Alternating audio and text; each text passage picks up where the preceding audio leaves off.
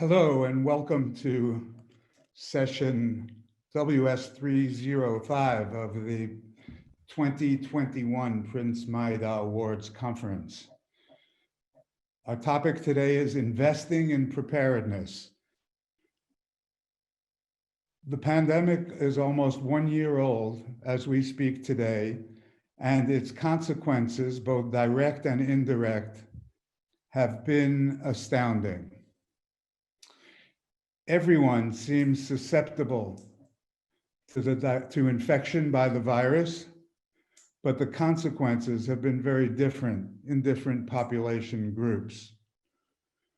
The poor and the marginalized have been hit particularly hard by both the virus and by its economic consequences and the consequences of control measures put in place in an attempt to control transmission. Essential health services have been disrupted, and mortality from all causes has risen in numerous places. Our panel today will be addressing investments in 3 distinct areas that have proven to be weak spots in the world's ability to master the virus. We'll be discussing investing in health systems, investing in equity, and investing in global governance.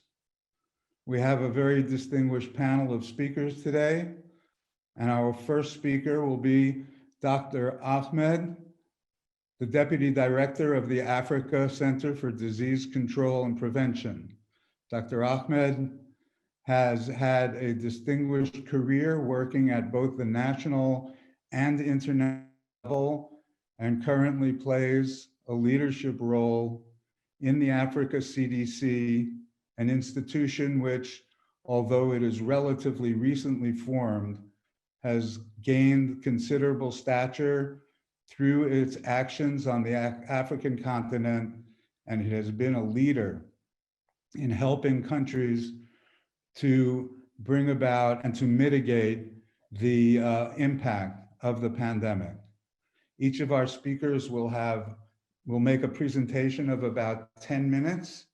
We'll have a brief discussion amongst the panel after that, and then we will open up for questions from the audience. The total session time will be 75 minutes. I ask you to please, if you have a question or a comment, to post it in the Q&A section of the Zoom screen. So without further ado, we'll begin our presentations. Dr. Ahmed, you will take the floor first to discuss investing in health systems. Dr. Ahmed. Thank you very much, Ron, for a very generous introduction, so that I can say a few things about investing in health, particularly in the context of this pandemic. Africa CDC, as Ron has said, is relatively young, just about 4 years almost now. In January will be 4 years old, and was formed during the experience we had with Ebola outbreak in western part of Africa. So it is really a child of necessity, as it were. With the arrival of COVID-19 pandemic, we have seen the need, indeed the urgent need, for Africa CDC's role on the continent. So allow me to today speak with you in these 4 broad areas. I'll give you a quick epidemiological update on what's happening on the continent in as far as COVID-19 is concerned, what we have done as Africa CDC, and speak about investing in health systems in the context of pandemic preparedness, and then wrap that up with a key message or 2. Since the first case was documented on the continent on February 14th of this year, we have seen an interesting trend. One is that the numbers of cases on the continent, we are at about 2.2 million now, are much lower than what had been predicted and modeled at the beginning of the pandemic. The number of deaths are just over 54,000, giving us a case fatality rate of about 2.4%, which is lower than the global average, indeed much, much lower than what had been predicted and expected. And Africa has seen the first wave sometime in the middle of July. The first 500,000 cases took us 133 days, and the next 500,000 took us only 30 days, which was really at the time when the numbers were rising at their highest rate. The next 500,000 took us 58 days as the numbers tapered off a bit, and we are now seeing a second wave from the middle of October because the last 500,000 to make us reach 2 million took us only 47 days. This is a cause for concern for us in Africa, particularly Africa CDC, because it coincides with the opening up of the economies. Indeed, countries have relaxed the public health measures that had been put in place. When we look closely at the situation in Africa, we see that the vast majority of the countries are reporting less than 40 cases per million per day. But we see 5 or so countries that are reporting above, 2 countries are reporting up to 80 cases per million per day. 3 countries are doing that almost at 100 per million per day, and 1 country, Morocco, is reporting over 100 cases per million per day. So the picture on the continent is mixed, although the global estimation that we are having is that we are into the second wave. But this second wave, if we unpack it, we see a difference across the continent. The northern part of Africa is actually, the cases are dropping from November now as we go into December. The cases are actually dropping. When we look at Eastern Africa, although there was a rise, in fact, Eastern Africa was driving the beginning of the second wave. When we go into December, we are seeing that has slowed down from the highs of above 20% increase, and now it has slowed down to about 5% increase as we get into December. Western Africa had slowed down quite well, but as we go into December again, it has risen up quite sharply, almost 52% if we look at the last 1 month. Central Africa too had reduced, but now is the numbers are going up as well at 68%, and Southern Africa has jumped by over 115% rise over the last 1 month. So the differences across the regions tell us that our strategies as well, our actions at country level need to be guided by what is happening on the continent. The key to knowing our burden is testing. And when we look at the amount of tests that we've done on the continent at over 23 million is really quite remarkable, considering that we had challenges of securing testing kits, of having laboratories doing testing on the continent. And as Africa CDC, we are quite proud that we have managed to coordinate this key area of knowing our burden. When we rolled out a key initiative, we call it the Partnership to Accelerate COVID-19 Testing on the Continent, sometime in June, we gave ourselves goals. And the goal at that time was to do 20 million by October, but we reached that 10 million by October, but we reached 10 million by the middle of August. And we have been ahead of the targets we've been setting for ourselves because of the solidarity and action together across countries and with partners on the continent. So looking at the picture of cases on the continent, Africa CDC's preparedness and response has been as follows. 14th February, first case documented in Egypt. And a week after that, the chairperson of the Africa Union Commission called and convened health ministers for an emergency meeting on the 22nd of February of this year.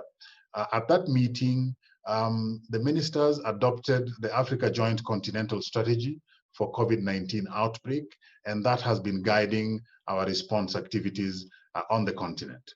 Just a quick snapshot of the timeline of the key events that we have undertaken, the key initiatives that we have launched, and the key actions that have been taken by not only Africa CDC, but also the Africa Union Commission, as well as the Africa Union itself. We are shifting focus a little into the COVID vaccines, and we are looking forward to achieving just as much, if not more, success in the future. Now, looking at the strategy, it has three main goals. The first is preventing transmission. And transmission can only be prevented if our surveillance is good, and if we cover all the key points, whether it is within the country or it is at points of entry. And vaccines also play a very key role here, because effective vaccines will limit transmission and therefore contribute to our first goal, which is preventing transmission. Second is preventing death. We have been training our frontline workers. We have been providing necessary equipment and supplies, and we also are looking forward to an effective vaccine reducing the risk of death on the continent.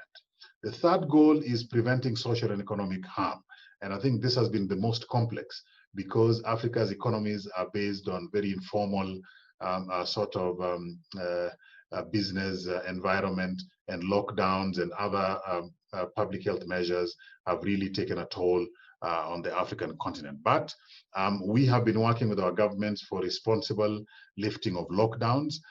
We've been working with them to ensure that public health measures are still upfront when it comes to action.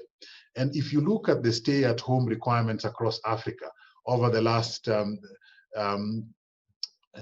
many months, you will see that we started with travel restrictions were, the continent was relatively open. And by the time we were reaching the first 1,000 cases, literally the whole continent had gone into travel bans and border closures. This contributed a lot to the low numbers that we are currently seeing. And all the other key measures, whether it is school closures or stay at home closures, measures, all these you can see went into effect as soon as we hit the 1,000 number, and this has contributed in a very big way in the low numbers.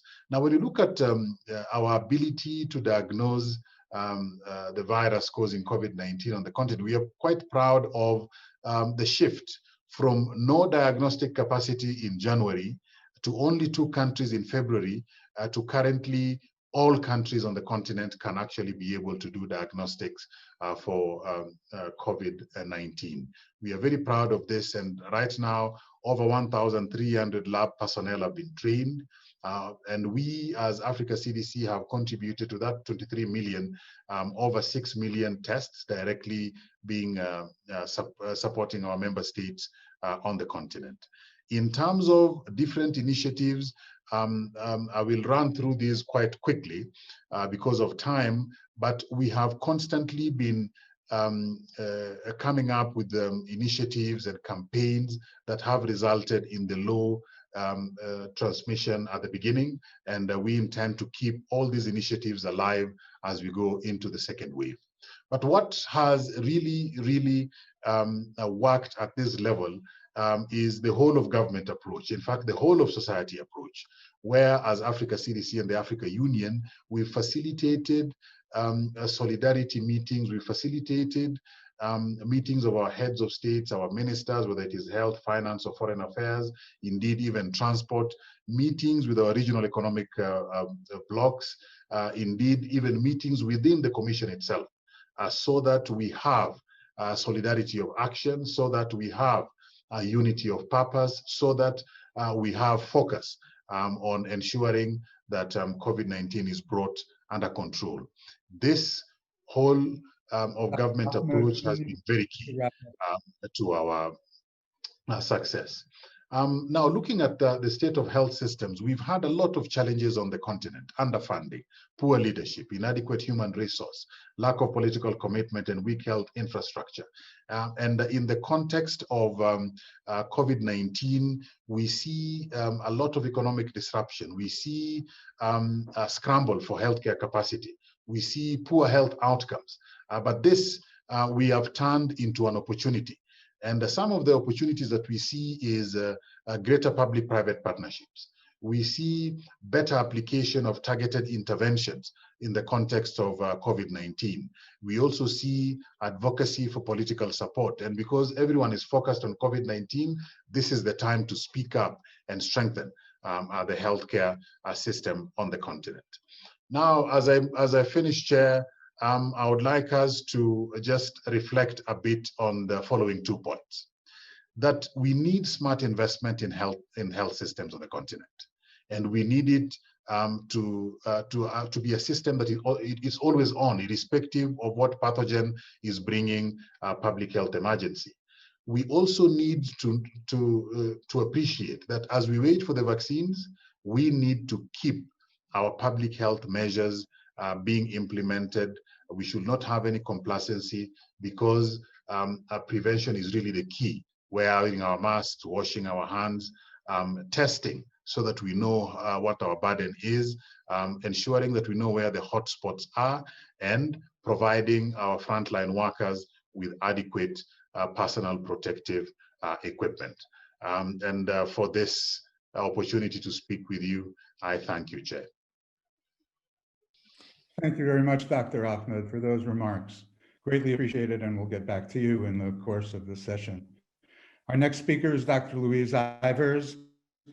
Dr. Ivers is the Executive Director of the Center for Global Health at Massachusetts General Hospital and a Professor of Medicine at Harvard Medical School.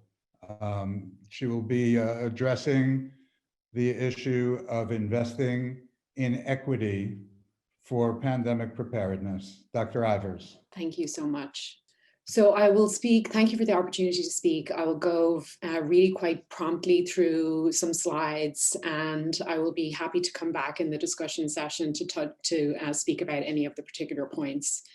I'm speaking today from the United States, where yesterday we had the worst day on record in terms of our COVID-19 epidemic here, the single worst day with over 3,000 deaths, which we are unfortunately assuming will be the case for the next couple of months. What we know about outbreaks and pandemics is that, in terms of equity, is that they always reinforce existing inequities. We could look to Yemen, for example, this photo on the left-hand side showing the conflict front lines in 2017, and then on the right-hand side, cholera cases in 2017. We could look locally to the city where I live in Boston, in Massachusetts, a city of 800,000 people, where we've known already in a small city just a few miles apart, here in this neighborhood, the life expectancy is almost 85 years, and just a couple of miles away, a big difference of 6 years in between. And the exact same inequity is replicated in the COVID pandemic, that same neighborhood having very few cases of COVID, and the one with the low life expectancy in the past having the highest incidence of COVID-19. We know that discovery, scientific discovery and delivery of health interventions in pandemics have never fully trickled down to all the people. It doesn't just trickle down. We know this from HIV pandemic, from TB, from cholera, whether it's diagnostics or interventions or vaccines. Again, we could just take one example. We know that pneumonia continues to be a leading cause of mortality in under fives. And we have a vaccine that has had a major impact, but we haven't really had the kind of equitable distribution of the vaccine. And just 2 companies had held a monopoly, a duopoly on that until just last year. If I think about equity and the components of pandemic response, we really could look at every single one of the pieces of detection, treatment, prevention, containment, and think really deeply about how equity plays into each of those. So I won't go into all in detail, but I'll touch on just a couple of points. Dr. Ahmed spoke a lot about the amazing response with Africa CDC in getting access to testing. And we know testing is key to the response. But overall, there still is not enough lab capacity globally for pandemics. And what we've seen both in the beginning and perpetuating, that their lab structures are over-concentrated in urban areas, and that the testing approaches that our industry partners are coming up with are not close enough to the people who need them. The testing approaches are often focused on precision and not focused enough on accessibility. In the US here, this example of a Twitter feed in March saying like, how can the professional athletes get tested and I can't get tested? And this is perpetuated in the United States. Here on the right-hand side, a photograph from just this month in Illinois of very, very long lines of people waiting to get tested. So capacity is too limited and it's not accessible enough. And in the United States, again, we see that testing capacity is segregated. This is a map of Miami, a large city in southern Florida. And you can see it's a heat map where the darker blue is more pressure on testing sites. So when we separate in the middle, the majority white areas, you can just see visually it's not overly pressured. And when we pull out the majority Black or Hispanic areas in the southern Miami, you see a lot of pressure on testing. So it is not equitably distributed. We know globally that capacity to treat sick patients is limited. And I take a snapshot of diarrheal disease as just one example.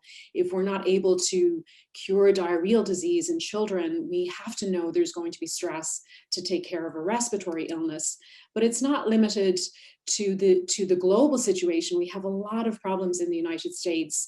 We know about the human resources for health crisis around the world, but look here at the US.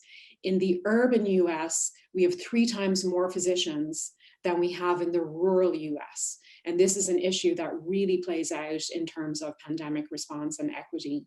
In addition to the urban and rural divide, we have a big problem on the legacy of racism that in the United States has certainly not been reckoned with.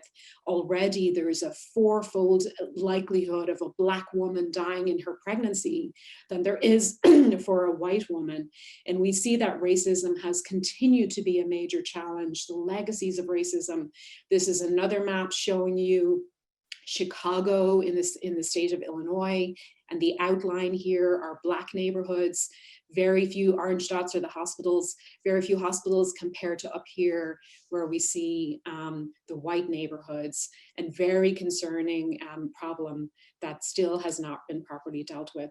Indigenous populations, also a major inequity, not enough investment at all in the Indian health system. The Indian health system in the US was created as part of treaties with the Native American populations, and much of the commitments have not been actually fulfilled. Indigenous populations have been decimated by epidemics. We know that, we knew that before, and yet our preparedness to protect and support and invest in our Indigenous populations has just not been made. We also know that in terms of prevention, public health advice may be materially impossible for some people. And again, look to homeless shelters. We had a huge outbreak of COVID-19 in homeless shelters. This photograph on the right is from Haiti, where I work. Very, very dense population in urban Haiti. Not possible to socially distance in these circumstances. And we've seen the impact of that. In the US, over 2 million people are incarcerated, and many people who are incarcerated have chronic health conditions. Absolutely impossible to socially distance in that circumstance. And we've seen huge outbreaks in the prison systems. We know that epidemics also have gendered impacts. We've seen that more than 70% of workers in the health system and the social sector are women. We see a bigger economic impact of pandemics on women, and we see crowding out of the health system, and this often impacts maternal mortality. We saw that documented in many areas of pandemics before, one example from Sierra Leone. And I'll bring, just to wrap up, this very, very rapid touch on equity in response to, again, a local story. And this is a story of a woman who really, I think, unfortunately, is a microcosm of the pandemic impact. An immigrant woman from Haiti to the United States who worked in the hospital where I work as a food worker. We see the custodial staff in the front lines not often being as protected as they should be. And this intersection of race, gender, socioeconomics, unfortunately put her right at the front lines. And she was the first healthcare worker in our hospital to die of COVID-19 earlier this year. So I will leave by saying that in preparedness, equity and preparedness, we know that pandemics amplify existing inequities. They lay bare the social fabric of our countries and our regions. Equity is a choice that we make. Equity never happens by chance. And we must engage with communities and invest in systems, really thinking about equity at every single step of the pathway. So I will leave there and say thank you very much. Back to you, Chair. Thank you, Dr. Ivers, and thank you as well for giving us that compelling personal story, of which there have been all too many during the course of the pandemic, many of which have been preventable. Our next speaker is Professor Ole-Petter Ottersen. He is the rector of the Karolinska Institute in Stockholm, Sweden, a position he assumed after many years of serving in the same role at the University of Oslo, Norway. Dr. Ottersen is also the chair of the Lancet University of Oslo Commission on Global Governance for Health, and he will be speaking on that subject to us this afternoon. Professor Ottersen. Thank you, Ron. Thank you for this invitation to a very timely and important debate.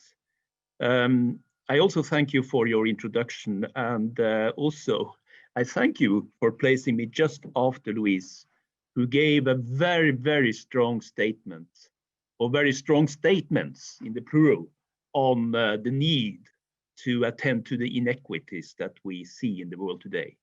Because what certainly happens now is that inequities in different arenas, technology gap, poverty, access to water, access to sanitation, all these inequities, they currently transform into gross health inequities in this particular pandemic. And as you said, I was chairing a commission a while ago, and I'll just show you the front page here, because it occurred to me that, in fact, a keyword in this particular Lancet Commission is inequity, the political origins of health inequity, prospects for change. That's the subtitle of this commission that I chaired, and that, I must confess, learned me a lot. Because I think it captures even today what is the essence here. We have to be aware of the inequities that we are facing now in the world at large. And we have to deal with these inequities to be better prepared before the next pandemic hits. And this commission that I chaired also had in its title, the political origins of health inequity. And that points to the need to look at the governance system, and also what I would like to say is a power struggle between health and politics. We have seen this repeatedly in many different nations. For instance, when it comes to opening up, lifting lockdowns, that economy and politics very often seem to intervene with the need to attend to the population's health. There are 4 different points I would like to bring to the table for the discussion here. One, of course, again, is the need to look at the inequities, to really deal with the inequities that we have in the world today. And what could be a better recipe than the Agenda 2030, the Sustainable Development Goals? I think we have a recipe there that we really should focus on. In fact, the myriad of goals that we see in the UN's agenda, they make much more sense if we use health as a lens, because it now makes absolutely sense that we have to take the SDGs seriously in order, again, to be better prepared for the next pandemic that we now will come eventually. So point 2, which follows, of course, from point 1, is the need for multi-sectorality, a multi-sectorial or systemic approach to health. And this is exactly what the Lancet Commission was all about, that we need to look at health with a vantage point firmly embedded in all different sectors in society, a systems approach to health. And we even play around with different prepositions here that I think is important to keep in mind. We are used to talk about global governance of health, the different healthcare organizations with WHO at the top. But what we need now is global governance for health. For health means exactly this, that we have to go beyond the health sector to ensure that we are better prepared for the next round. And it was very, very interesting that Ahmed took up this in a slightly different, with a slightly different angle. In my notes, I recorded that he talked about the whole of government. And this is exactly, I think, the same thing that we brought up in our own commission, that we have to have a multi-sectoral approach to health in the time to come. And what we propose, and what I still think would be a very good idea, is to ensure that we have a multi-stakeholder platform coupled to the healthcare governance systems at different levels of governance, not least when it comes to WHO. And Ron, I understand that you are in the process now of discussing exactly these issues as part of this committee that you talked about in the introduction. So in essence, we have to restructure governance for health so that we can couple the multi-sectorial approach to the healthcare system as such. The third and extremely important point, I think, which hasn't really directly been touched upon so far, that's the issue of reciprocity. What we have seen, unfortunately, during this crisis is that we have exported, as it were, solutions that perhaps work in the global north to other parts of the world, expecting them to work wherever they are imported. And we have so much experience also from Ahmed's and also Louis' presentations that this is not what the world looks like. We have to take into consideration the different contexts in which the pandemic hits. We have to have reciprocity in the sense that we have to learn from all parts of the world how they deal in a context-specific manner with the pandemic. Reciprocal innovation, that's a key issue, I think, for the future. And I think it's a test for the very term global health, that we really look at the context, that we look at different parts of the world to see how they, in a context-specific manner, handle the challenge imposed by the pandemic. The fourth issue that I will touch upon just briefly is the core issue of the Lancet Commission that you referred to in the opening round. And that is what should we do at the supranational governance level? What we have seen, I don't think it's too strong a word, what we have seen in the present crisis is that the global governance system for health not only has been tested, but it has been partly undermined. And of course, one thing is the withdrawal of funds from WHO, which I think was highly unfortunate in a crisis like this. Of course, WHO is not an ideal organization. The supranational organizations were never conceived as ideal, but we have to live with their deficiencies, because global problems like a pandemic needs global solutions. We think that WHO, other supranational mechanisms and governance systems, they have to be strengthened in the time to come. We have to ensure that next time around, we have a more concerted and collective action on the part of supranational governance systems. That, I think, is a given. To make this happen is something that we have to discuss. But again, we have to bring into the picture the multi-sectorial aspect. These are the 4 points I would that I intended to raise in my short presentation here. The keyword, the key concept that we are trying to describe in more detail now here at Karolinska Institute and Medic University is the term universal preparedness for health, where we have to look at preparedness, not just in the perspective of globality, something global.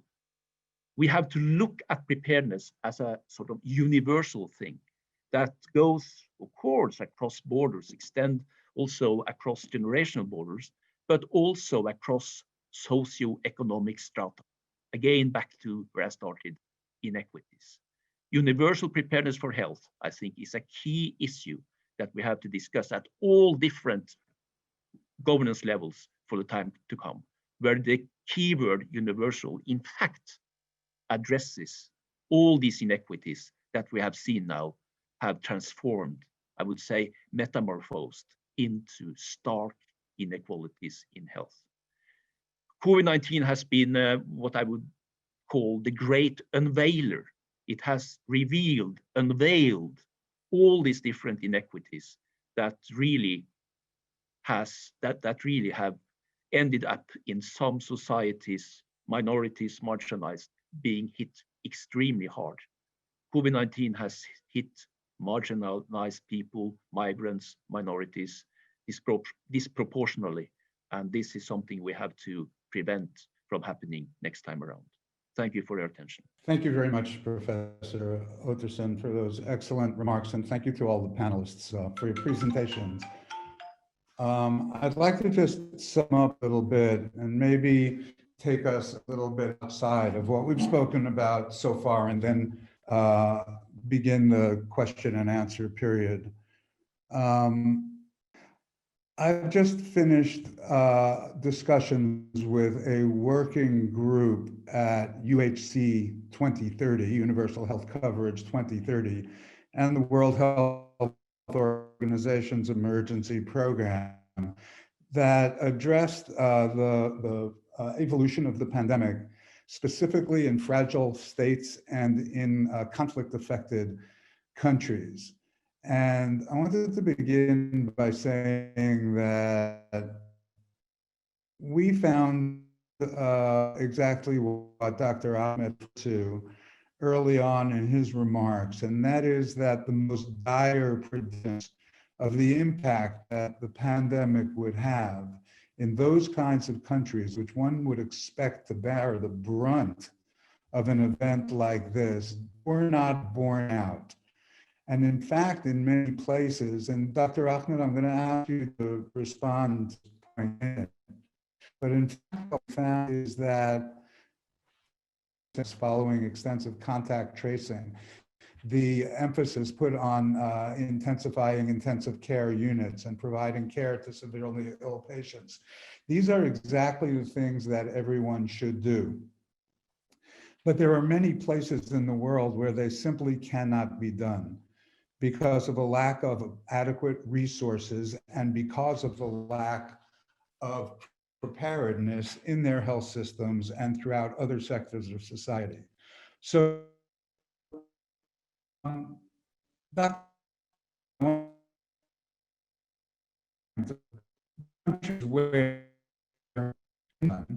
what should be done can simply not be implemented. is there flexibility in recommendations that one can make? Can there be adaptations and recommendations on the basis of context? We look at data, talks not only about the direct impact of COVID-19 in terms of incidence and mortality, but rather overall excess mortality from all causes. Address how essential in health can be covered that has even. I thank you, Ron. The internet misbehaved for a little while there, but I think I got the gist of the question. Now, when we look at the situation in Africa today, and the fact that the health system is relatively weak, the fact that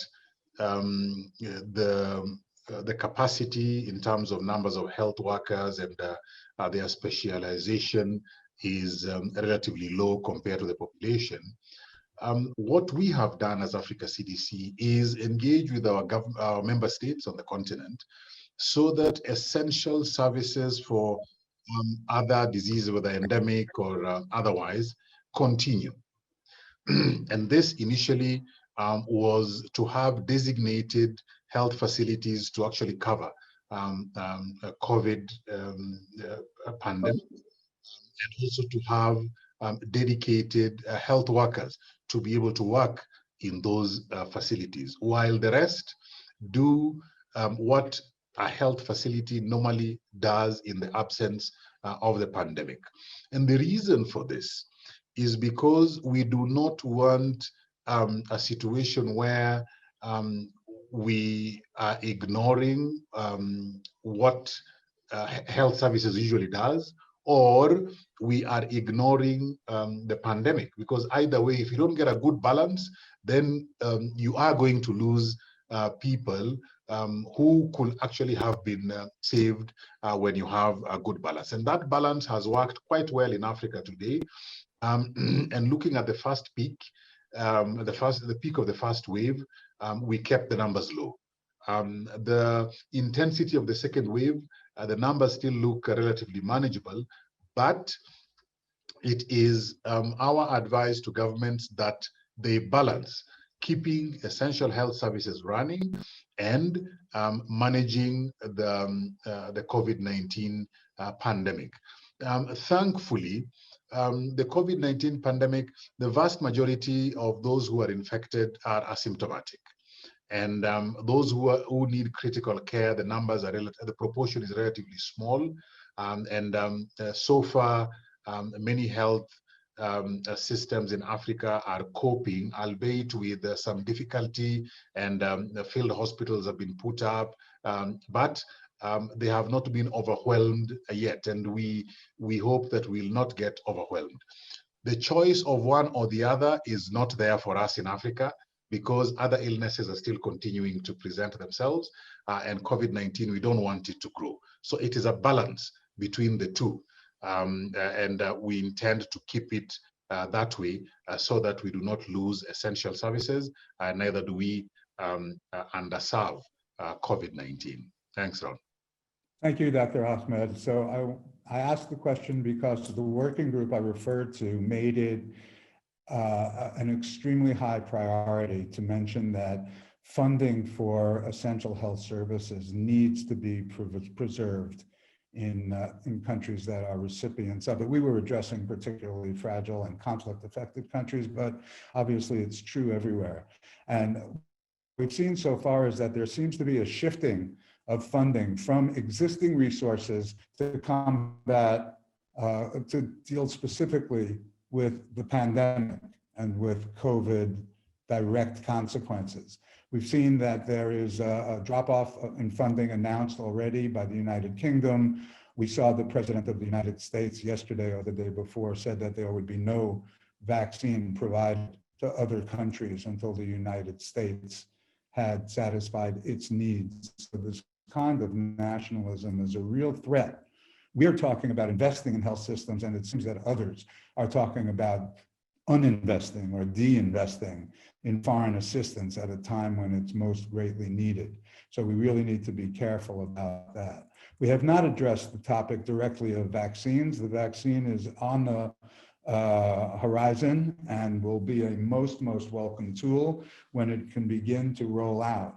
We're addressing, to a large extent, the subject of equity here.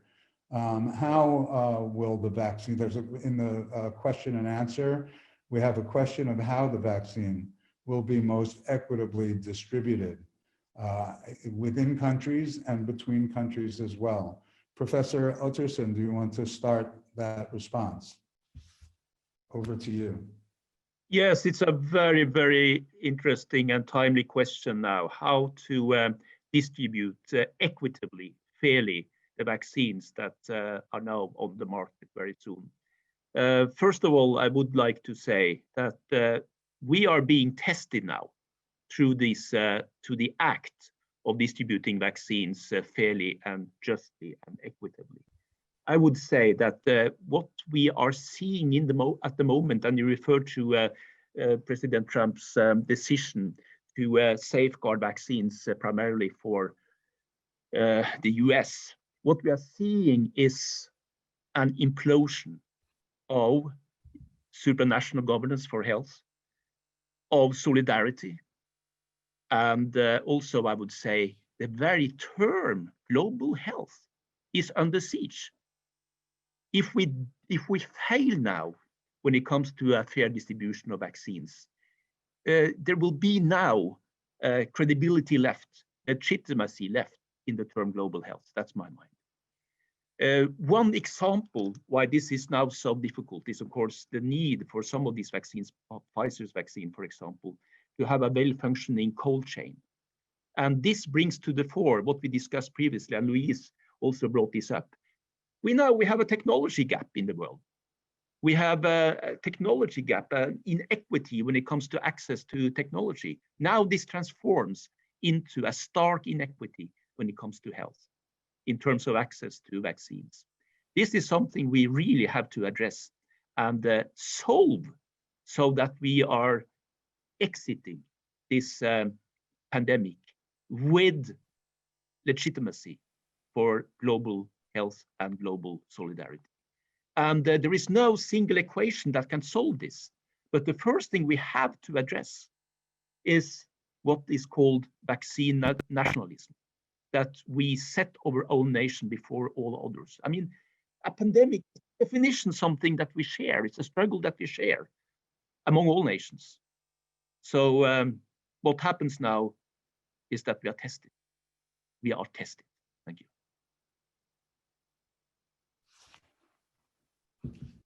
Thank you, Professor Utterson. You mentioned during your earlier remarks that there was a power struggle between health and politics. I have a question from the audience regarding not only that gap, but others as well, that there are researchers who are generating knowledge. There are policymakers and those in charge of our politics who sometimes take that knowledge into account, but sometimes make decisions less based on evidence.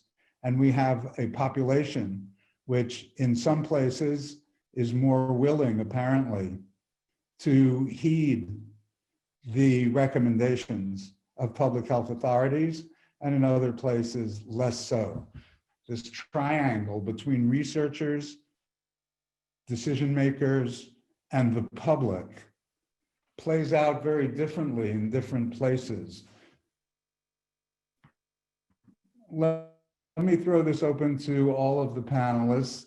Are we aware of any countries where the gaps between those groups have been less, where they have been seamless, and where those countries have been successful in controlling the pandemic to the extent possible because of a smooth functioning between those three groups? Anyone want to take a crack at that?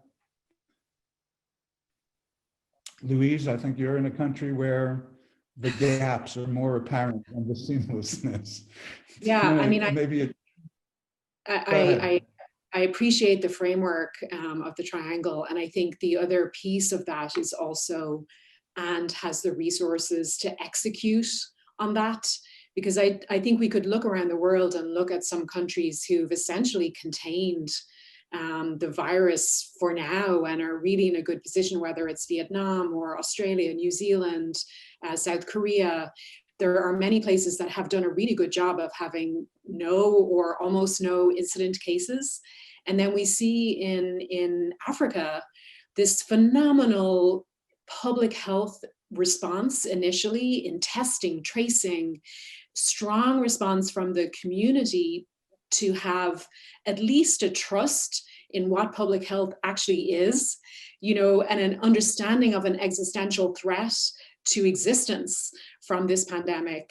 But now what I, you know, in my thinking is a stretch and a stress now on the resources to continue that intense containment activity, which was in principle really applied so well in the beginning.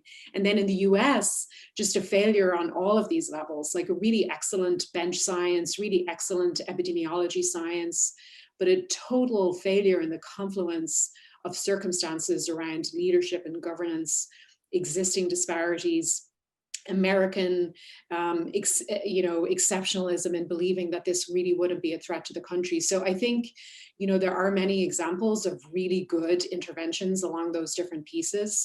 And then unfortunately, I think the US, with all of the resources available to the country, and I'm an immigrant to this country, so hopefully I don't get my, you know, passport pulled away or anything, but like clearly, you know, an absolute tragedy. And I think for many of us, especially in public health, we're really at least breathing a sigh of relief to see that we will have new leadership on January 21st.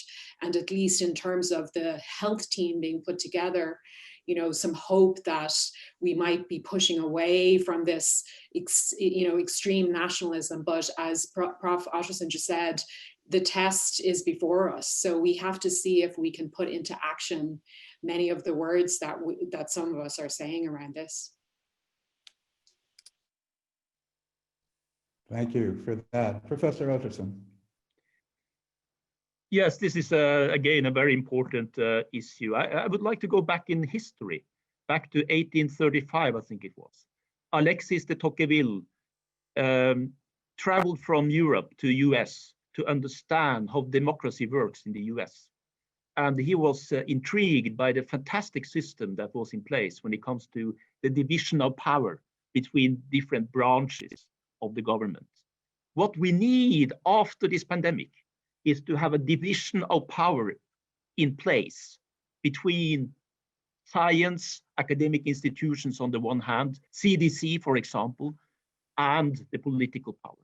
We have to design a division of power structure that makes it close to impossible to sideline institutions like CDC, to ensure that the advice from experts are taken into account. Look at the different approach between some of these countries that we're discussing. I believe Scott Morrison, Prime Minister of Australia, said at the very beginning of the pandemic that now we leave all the political differences aside. Now fighting the pandemic is the issue. Look at what has happened in some other countries. The pandemic has been politicized. I mean, this is something we cannot really live with. So for a new governance structure for health, and I'm saying for health, we should have exactly the same thing as the founding fathers in the US designed many years ago, a division of power that makes it impossible to sideline or even change the advice of, for example, CDC. In Nature in July, it was stated explicitly that what happened in the US was that not only was CDC sidelined, but they were compelled to change their advice. This is destructive. We have to change the governance structure so that this never ever will happen again. Thank you, Professor Otterson, for those very strong and compelling words. I happen to agree entirely with what you're saying, and I hope that something can come about to do it not only at national level, but in terms of global health governance as well. I try to find something positive coming from the pandemic, and maybe some of the lessons that we can identify this time will actually be learned. But one thing that I think is impressive, but maybe a two-edged sword as well, is the incredible use of social media and of digital technology in trying to reach populations. We have another question from the audience regarding telemedicine in particular. I guess I want to direct this to Dr. Ahmed, because I think it's the African continent that may be able to benefit, in fact, as greatly as anywhere by these new technological innovations. Have you seen, as you travel around the continent, Dr. Ahmed, or your colleagues as well, how is social media impacting the consequences of the pandemic? And has there been an explosion in the use of telemedicine to connect health professionals with the populations they serve? Over to you. Thanks a lot, Ron. I wouldn't say an explosion, but for sure, the lockdowns have taught us a lot can be done without being there physically. And particularly so at three levels, which we have seen grow on the African continent. One is capacity building. When the lockdowns came and we needed to train and prepare countries for this pandemic, we had to go virtual. And technology became very, very key in ensuring that the capacity building continued, information was passed. Indeed, we even assessed some individuals using the same technology. So there has been a very big growth where capacity building is concerned, and where you can be able to deliver knowledge and understanding without having to go to that place physically. Second is an aspect of telemedicine which does not involve very complicated equipment or tools, where people, where workers in the field are actually consulting with their seniors in the central hospital levels, including sharing critical patient data and discussing back and forth to try and get to a possible diagnosis, because travel became difficult. So even the visiting specialists who used to go around particular areas of the country in Africa could not be able to do it. So we shifted this. So although it was not classical telemedicine where you have the equipment in place in one facility to the other, the basics of using social media applications, whether it is WhatsApp, Telegram, Zoom, and things like that, has actually improved the way in which those who are out in the community facilities can be able to consult with those who are in the bigger hospitals, because travel became difficult, and of course pressure of work as well increased. The last way in which we have seen the use of technology increase is community health workers. Today, as Africa CDC, as part of our proof of concept activities, we have deployed over 15,000 community health workers across 22 countries. And what the community health workers do is they collect information, and using very basic applications, they are sending that information back to the capitals of the countries where they are. And that data is then put together, analyzed, then sent to us as Africa CDC for better planning. But before, there was probably no incentive for community health workers to be out in the community with gadgets collecting. In fact, it's basic mobile phones collecting information, putting them into an application, and then sending them back to the center. But now, because people could not travel easily, we needed the information real time for planning, and we needed to ensure that contact tracing is going on. Basic applications like those have actually increased and improved the way in which we receive the data, and we can be able to use it for better planning. So technology has actually improved the way in which we work, and it has opened our eyes to huge possibilities. But there's a negative side to it. And infodemics are really a classical example. Rumors flying around much faster than facts. But as Africa CDC, we have a rumor tracking system for the continent where we identify where the rumors are, what they are, which countries they cover, and then we work with the governments to correct whatever it is rumors that are flying around. And this has also been quite helpful because it has allowed us to be able to have targeted information for particular rumors that seem to be going around a lot more. So technology is the future, and we believe strongly that it is going to be part of the new public health order for the future. Thank you. Thank you, Dr. Ahmed, for a very comprehensive answer to that question. I think that we are getting close to the end of our time, but you did say something that prompts me maybe to make a comment, a question to which maybe there is no answer, but I'm glad you talked about community health workers because all over the world, there are many, many people who are pitching in to help out with fighting the pandemic in many different ways. And many of them are health workers of one kind or another, whether they're aides in nursing homes, as Louise pointed out, food workers in hospitals and other places, community health workers, and certainly engaging with communities is incredibly important.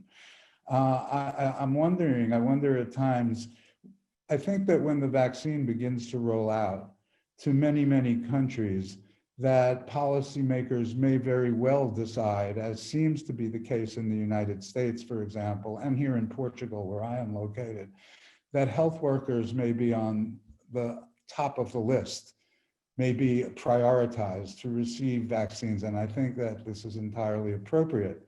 But I wonder what people mean exactly when they say health worker. When health workers are prioritized, who is going to be included? Are community health workers going to be included? You just told us how important they are. What about all of the other people who are involved? In Africa, I think you have a particular category, and in other parts of the world as well, traditional healers who are giving out so much of the health services that people receive. I think it's going to be quite challenging for governments to decide where to draw the lines, not only between high priority groups, but within those groups as well. There are so many important issues that need to be addressed that cannot be addressed by this session alone.